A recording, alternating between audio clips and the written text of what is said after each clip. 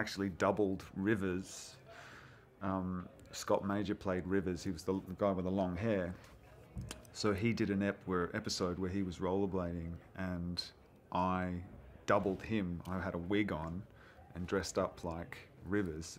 There's auditions for Heartbreak High, and I was like, no, don't want to do it. I can't act. I'm not into it. No, no, no, no, no.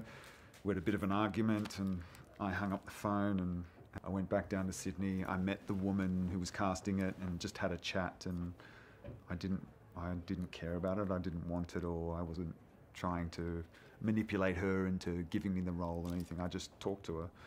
And then next thing I know, she called me back in with 11 other actors, and they put us in a workshop with their drama coach for 5 days to see how much we could improve. And then 5 days later, it was me, Lara Coxon, Rel Hunt, and said, you got the job, and all of a sudden I was an actor. That's the costume designer, the writers, there was many people that created that character. I think any actor in that role could have had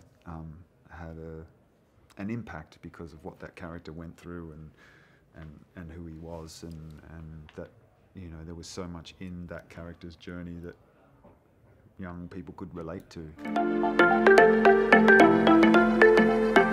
I auditioned and I was just terrible at my auditions. I just was getting very little work. I loved the acting side of it, but I didn't quite know how to deal with the celebrity side of it and all of that stuff. So I think my heart wasn't in it as much as I wanted it to be, or as much as it should have been to do good work and get good auditions, and do well in auditions rather. So I had been a hip hop DJ before Hartley, and I'd always been DJing, and so I got into music production, and I was playing a lot more, and then it wasn't until I think 4 or 5 years later that I started to get more. I wanted to do it again. I felt passion had come back, maybe, or I don't know. Yeah, I missed it, and I'd grown up, and I'd changed, and I'd been through stuff, and so I think I had a hunger for it again.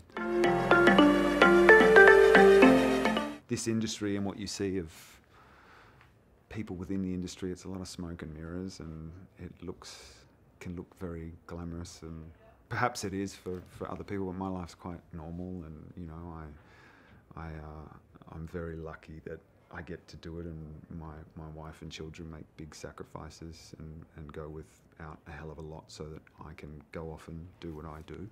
I could have never imagined what would have occurred and what I've experienced and the